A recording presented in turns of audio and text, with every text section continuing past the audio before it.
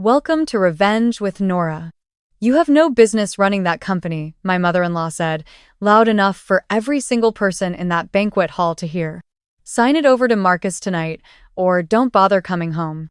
She slid a document across the white tablecloth. My husband's birthday dinner, 40 people watching. Candles still burning.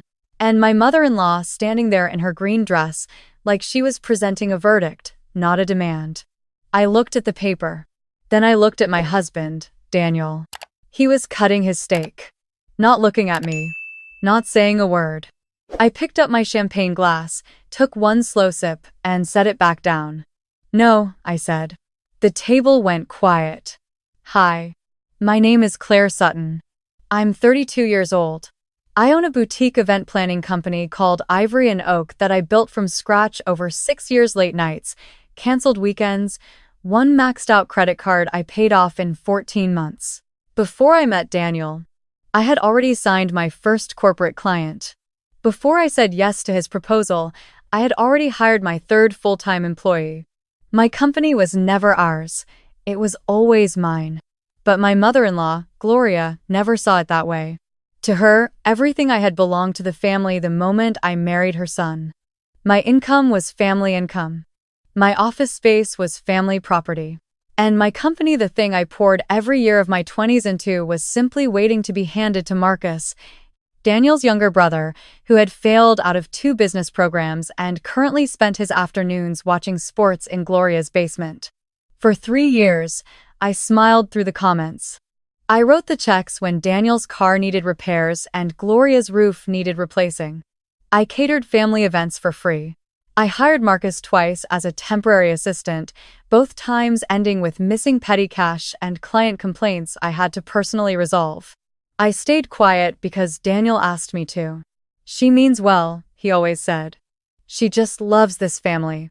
I believed him longer than I should have.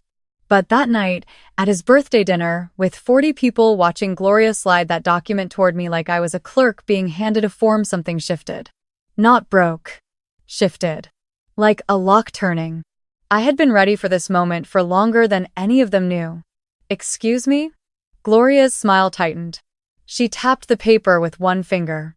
Claire, this is not a debate. Marcus needs an opportunity. You have a company. This is how families support each other. By signing over a business I built before I even knew your son existed, I asked. Someone at the far end of the table coughed. Gloria straightened. That attitude is exactly the problem. You've always held that company over this family like a trophy. Daniel has given you everything. I turned to Daniel. He finally looked up from his steak. Say something, I said quietly. He set down his fork. Claire, maybe we should talk about this at home. Your mother brought it to the dinner table, I said. So let's talk about it here. His jaw tightened. He glanced at his mother, then back at me, and I saw it clearly for the first time. He wasn't caught in the middle. He had already chosen. The company would do better with fresh leadership, he said. Marcus has ideas. And honestly, you've been so busy lately. Maybe stepping back would be good for us. The woman next to me, Daniel's Aunt Patricia, inhaled sharply. I nodded slowly. Fresh leadership, I repeated. Claire. No. I heard you. I folded my hands on the table. I just want to make sure everyone else heard you too. Gloria reached forward and tapped the document again. Just sign it tonight. We'll handle the transition next month. It doesn't have to be a big production. I looked at her, then at Daniel, then at Marcus, who was sitting 3 seats down with a grin he was working very hard to hide. I'm not signing anything tonight, I said. And I'm not signing anything ever. That company is mine. Legally, historically, and in every way that matters. Gloria's face shifted. You are being incredibly selfish. I'm being accurate, I said. Daniel's voice dropped. Claire, don't make this ugly. I didn't bring paperwork to a birthday dinner, I said. I stood up, smoothed my dress, and picked up my clutch. Around the table, no one moved. The birthday cake was still in the kitchen. The speeches hadn't happened. The night was supposed to end with a toast. Where are you going? Gloria demanded. To make a phone call, I said. Enjoy the cake. I walked out of that banquet hall through the side exit, into the cool parking lot air, and I sat in my car with the engine off for exactly 4 minutes. Then I made 3 calls. The first was to my attorney, Renata, N.C. Weho, who had been on standby for 2 weeks. The second was to my business partner, Sasha, who ran our operations and had been quietly helping me prepare for exactly this scenario. The third was to my Aunt Donna, who had been holding something for me, a folder I had left at her house 6 days earlier, because I knew I would need it soon and I did not want it anywhere near the home Daniel and I shared. "It's time," I told her.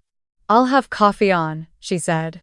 I drove to Aunt Donna's house, changed into the spare clothes I had left there, and sat at her kitchen table while she poured decaf and didn't ask unnecessary questions. That was the thing about Aunt Donna. She had watched my mother go through something similar with my uncle 20 years ago. She didn't need the full explanation. She just handed me the folder, sat across from me, and said, "Tell me what you need." So I told her. The folder held everything. 3 years of bank statements showing my sole contributions to our joint account contributions. Daniel had drawn from freely while depositing almost nothing since he'd taken a lower-paying role 18 months ago. Temporarily. Property records. Business registration documents, all predating the marriage by 4 years. Screenshots from the family group chat where Gloria had explicitly discussed pressuring me to transfer the company, including one message where she wrote, "Daniel's on board. We just need to wear her down." Text messages from Daniel agreeing that the Claire situation needed to be resolved before the end of the year. Renata had reviewed everything. The plan was clean. I didn't sleep that night. I sat at Aunt Donna's table with a yellow legal pad and went through every document twice. By 4 a.m., I had written out a timeline. By 6 a.m., I had eaten toast and made more coffee. By 7:30 a.m., I was dressed, clear-eyed, and ready. At 8:15 a.m., I pulled up in front of the house Daniel and I had shared for 2.5 years. A house that, when we bought it, had required a co-signer on the loan because Daniel's debt-to-income ratio was too high. A house where I had contributed 63% of every mortgage payment since closing. A house where the primary borrower on the loan, the one the bank called first, the one whose credit score carried the application, was me. I rang the doorbell. I heard movement inside. Then Gloria's voice. Who rings the bell at their own house? She was already there. Of course she was. She had probably stayed the night. Daniel opened the door. He was unshaven, still in yesterday's shirt. His expression moved through confusion, relief, and then caution in about 3 seconds. "Claire. Come on, let's just..." I handed him the first envelope. He looked down at it. "What is this?" "A notice of intent to dissolve the marriage," I said. "Divorce papers will follow through Renata's office by end of week." His face went the color of old chalk. Behind him, Gloria appeared in the hallway pulling a cardigan around herself. When she saw me, her eyes sharpened. "Well, she came back." "I did," I said. "But not the way you expected." I stepped past Daniel and held out the second envelope to Gloria directly. She took it slowly, like it might bite her. "That is a notice of vacancy requirement," I said. "You have 30 days to vacate this property. That applies to you, and to Marcus, who I understand has been staying in the guest room since Wednesday." Gloria stared at the paper. "This is absurd. This is Daniel's house." "Daniel is the secondary borrower," I said. "I am the primary. I have been paying the majority of this mortgage for 30 months. The deed reflects that arrangement. I spoke with a property attorney yesterday morning." Gloria looked at Daniel. "Tell her she's wrong." Daniel said nothing. "Daniel," Gloria's voice rose.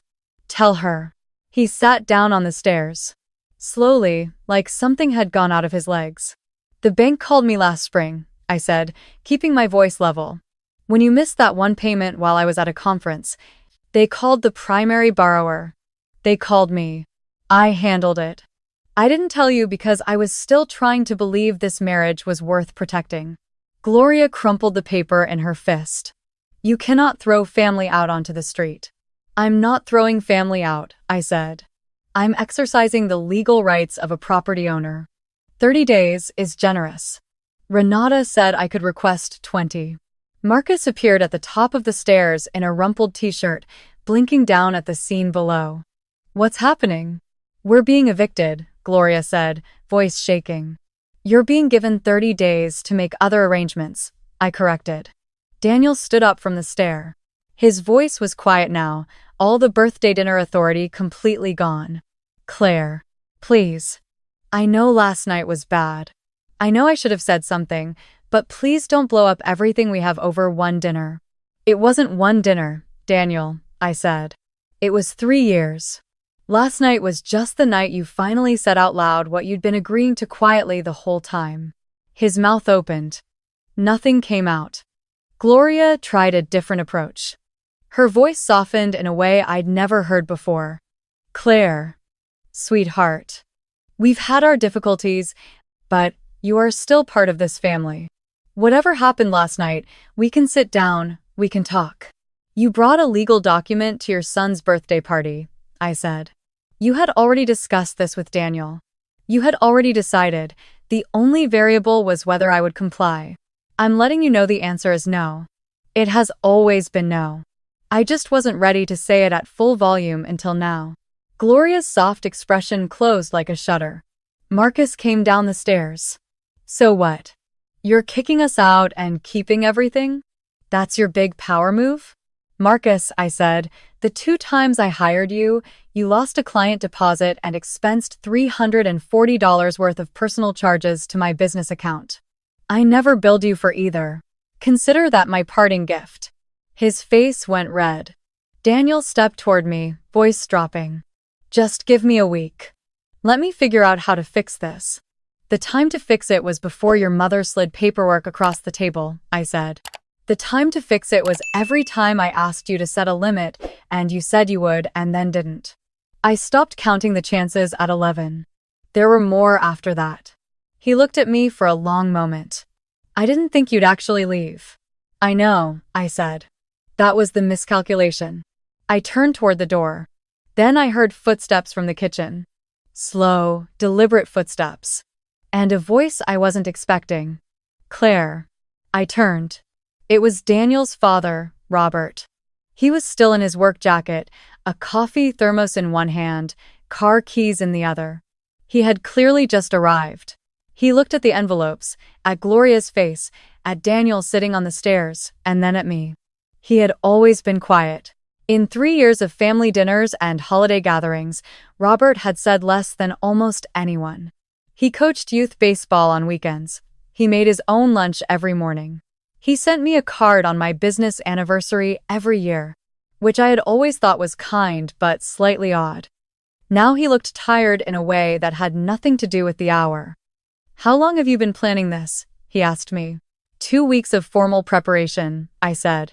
3 years of understanding it was coming. He nodded. He set his thermos down on the entryway table. Gloria, he said. Don't, she warned him.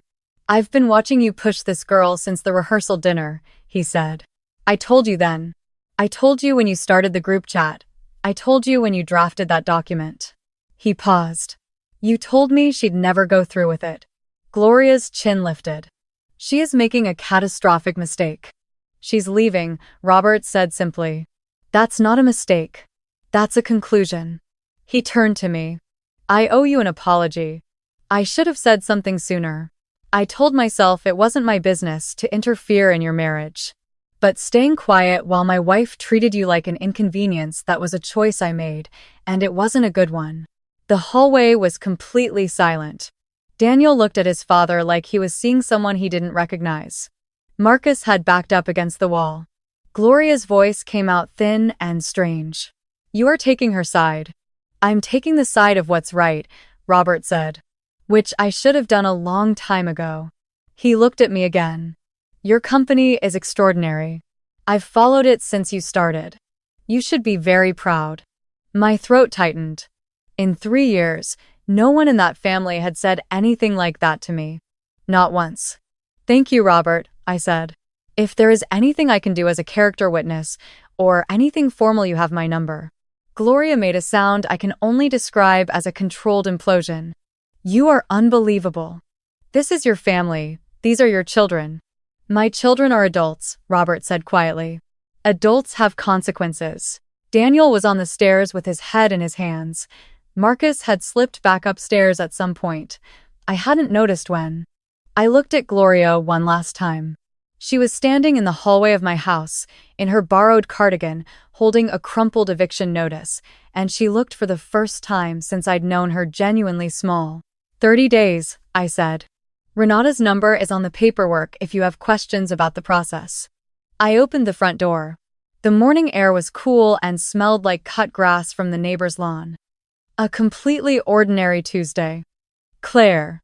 Daniel's voice came from behind me, ragged. Where will you go? I looked back at him over my shoulder. Home, I said. To the apartment I own. The one I bought before I knew you existed. The one your mother spent 3 years trying to take. I saw something move across his face. Not anger. Something worse, for him, recognition. I thought you let the lease go, he said. I renewed it, I said. 14 months ago. Right around the time your mother started the group chat. He stared at me. I told you once, I said. I take care of myself. I always have. I walked to my car. I didn't look back again. Behind me I heard Robert say something to Daniel in a low voice.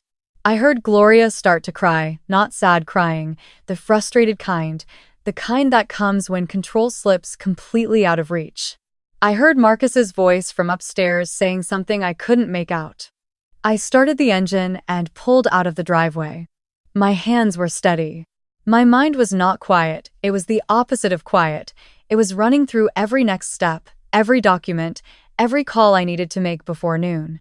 But underneath all of it, beneath the logistics and the legal timeline and the careful architecture of everything I'd prepared, there was something else. Something I hadn't felt in a long time. Relief. Clean and total.